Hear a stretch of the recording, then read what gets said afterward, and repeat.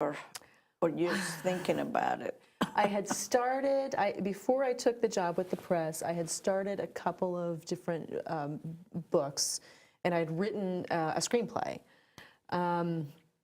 Didn't pursue much with that, even though I probably should have. I was afraid. I was afraid that I would just be rejected.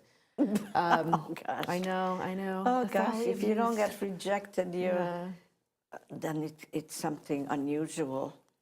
Yeah, but it's There are more rejections than acceptance, but you have to Sure. keep Sure. pursuing it. Yeah.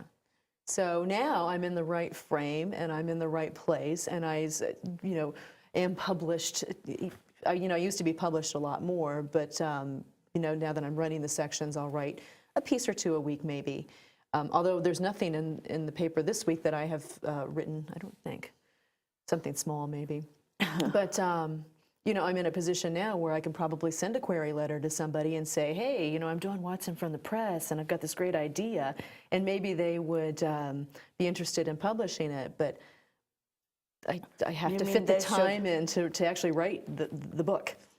You mean you would just call up and say that you have an idea without even writing anything, and then they would commission you to write the book? No, I bet if you're writing a nonfiction book, you can put together a query letter and a synopsis and kind of an outline, and you can send that in, which I've thought about many a time, and I have many ideas that I've thought about working on. But finding the time to actually even sit down and write the query letter and put together the summary and do the outline is sometimes challenging. So. And then, of course, if you're writing a novel or if you're writing a fiction piece, you have to have a whole other skill set, and the book has to be done. Yeah, that's what I mean. I thought you have to have a finished product before you're trying to sell it. Before somebody will look at it, but which I have still not finished yet. But having a little bit more credibility than some guy who say, for an example, if I lived in Indiana and I was working at a pet food store or something, I sit in a query and said, oh, I've written this great book. At that point, maybe I wouldn't have gotten past somebody else to look at it. But now I can say, oh, I'm a published writer and I'm an editor at the Southampton Press, which carries a little cachet. So they would just credibility. give you an advance. Well, that would be great. Yes. But then how do I fit in the book and the paper and the events and the stuff? But we'll figure it out. It will happen. It will happen. It will happen. I'm sure. Yeah. But and you are beginning to pursue your acting career again.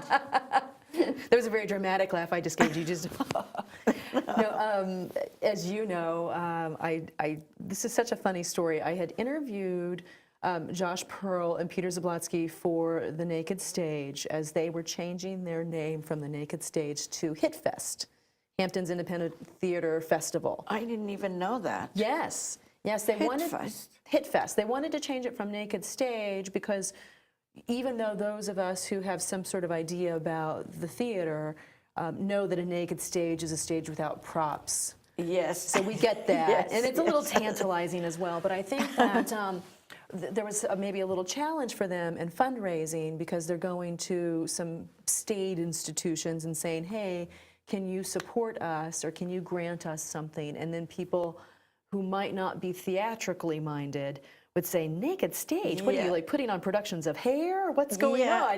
They're imagining, actual naked people, which is not the case. Certainly not if I were going to participate anymore. But so I had met them, and I had done a piece with them, done an interview, and took some photos at the Bridgehampton Community House. Yes. And persuasive as he is, Josh Pearl said, oh, we're doing this big piece, and it's going to be called Museum, and it's, by Tina Howe. It's, a 30-year-old play, and there are going to be 20-some people on stage, and some people are going to be holding cameras, and some people are just going to be looking at artwork, and you should really think about auditioning, he said to me, because he knew that I had been a theater major, and he knew that that had been my first real at least occupational love, yes. It was Dorothy in my high school production of The Wizard of Oz. Oh, you were Dorothy. Many years ago. Yes. In these shoes.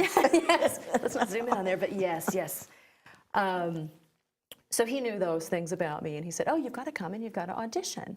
And so I said, I will come and audition, but only if you give me 2 lines. If you feel like having me in the play, I wasn't assuming I was going to be on it, but I said 2 lines, and I'll just stand there, and it'll be fun, and it'll be a little, stick my toe back in the water kind of thing, and I'll be supportive of Hit Fest, and that'll be great. And so I went and I read, and first audition I had done in more than 20 years, and it was challenging. And all of those kind of actor feelings came back where I thought, oh, I'm terrible. This is no good. I was embarrassed.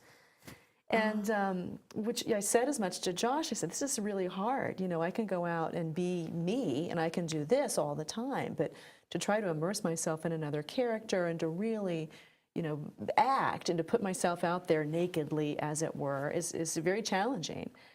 And so he's like, oh, no, you're fine, you're fine, you're fine. And he was kind of directing me along with the audition. And I left deflated and defeated. I thought, oh, really? Terrible. And so then he said, oh, okay. He cast the play. And he said, oh, I've got your sides for you. And he told me who I was in the play. Are you going to play a couple of different pieces? And I thought, okay. I pick up the sides. I pick up the actual script for a museum. And I was plotzing. Because I had more than 50 lines, not 50 lines, and I thought, what are you doing to me? Why? And it actually ended up being great, and I got to play a really fun character. But it was only a reading. It was a reading, but it was a 3-week time frame. I know you did it several times. Yes, so I did the first and the third weekends on Sundays because I was away for one of the weekends. But the third, which you saw us on the first, right? You saw the first. Yeah, yes. And the third. You were there I knew you came for the party. I didn't know you were in the audience. Yes. Ah, so you saw that we were pretty off No, wait a book. minute, excuse me, no, but I did see it twice. I think you saw First, the second, and the third time I just came for the party. For the party. The Yes. second time I wasn't there because I was up in Yes, you Saratoga were for the not there. paper. Yes. But the third time I was pretty off book. My partner and I, who the lovely Robbie Watson, we are not related, but I wish we were. I love her. Yeah. Yes, but we were the Barbaras, and our whole relationship in the play was, oh my God, this is great. Oh my God, you're great. Oh, you're great. So that was kind of our whole thing, which wasn't a real acting stretch for us. We're like that all the time. So, but yeah, by the third week, we were pretty off book, not fabulous. It had, So that's where I rediscovered you. Yes. Because I haven't seen you for a couple of years or Yeah. what, and we didn't even talk. They don't let me leave my desk. And that's why I asked you to be for another play reading. You were brave, and I'm Thank sure you. you're going to be great in it. It's only going to be a reading. You don't have to learn a lot. well, that's But okay I can't with me. wait Yeah. until you read the script, and of course you're going to be in it. So now the reading is May 19th, right? Is that Yes. right? So tell me, now we're switching roles. This is the role I'm comfortable in, asking the questions. So you wrote the play, Yes. and what is the play called? Because I don't have the script yet. No, you don't. You will probably will have it tomorrow. I'm going to give it to the director tomorrow, and they're going to help me cast the play. Although I picked out most of the people. No. 2 lines is fine with me. Yeah. But, well, you know Robbie, too, because you saw. Yes, So she's hopefully going we'll be to the be in it. dynamic duo again. Yes, yes. What is the name of the play? It's called Daily Bab Utsa. So well, I'm going to have to learn how to say that. Say that one more time. Daily Bab. Daily Bob. Daily Bab. Daily Bob, okay. Yes. So. It's the name of a street in Budapest. Oh, okay. Yes. Okay.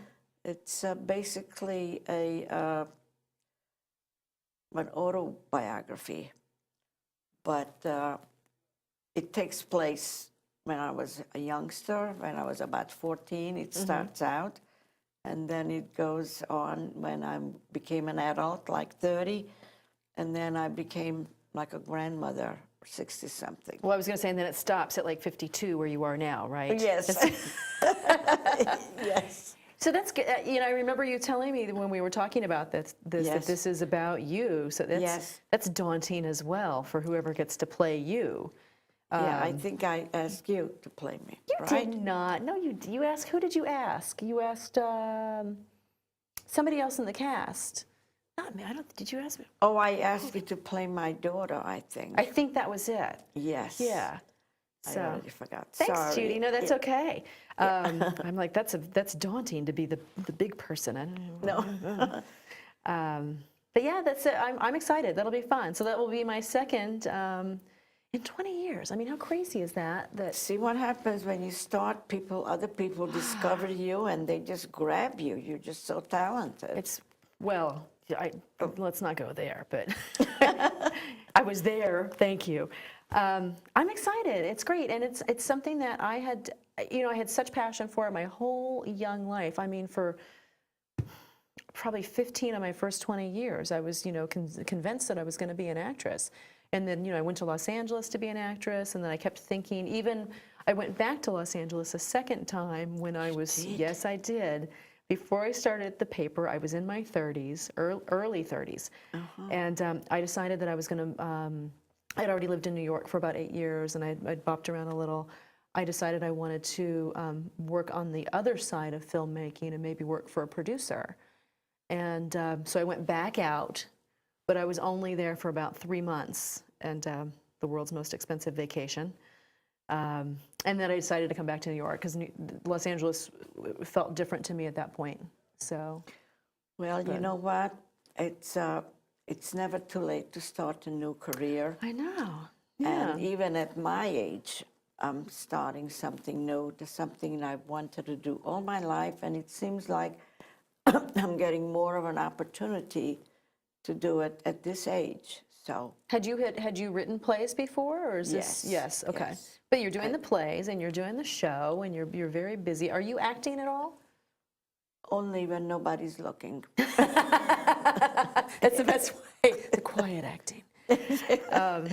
Well, that's kind of Yes. and that's one of the great things I think about being out here as well, is that we do have these opportunities afforded to Yes. us, and we have this community, and And it's you're always meeting new people, and you're bringing new life into your work. yeah. So it's been so lovely talking to you, and it seems like we could talk for another hour I know, or it half zipped hour. by. Thank you so much. I had a great Oh, time. Thanks for having me. coming. And I'll get the script to you soon. And I can't wait till, what's her name? Duke. What's Megan? Megan. Yeah. Yes. No, that's Is it not her name. What's her No. name? I need to know it. but- Morgan. Morgan, that's it. Morgan. Yes. Beautiful girl. Yes. Yeah. Can't wait to give it to her tomorrow. And I always feel a new director brings new life into a play. Well, I'm excited. Because Although last time when I had it read, I had to direct. Nobody else wanted it. This is going to be the second time. So.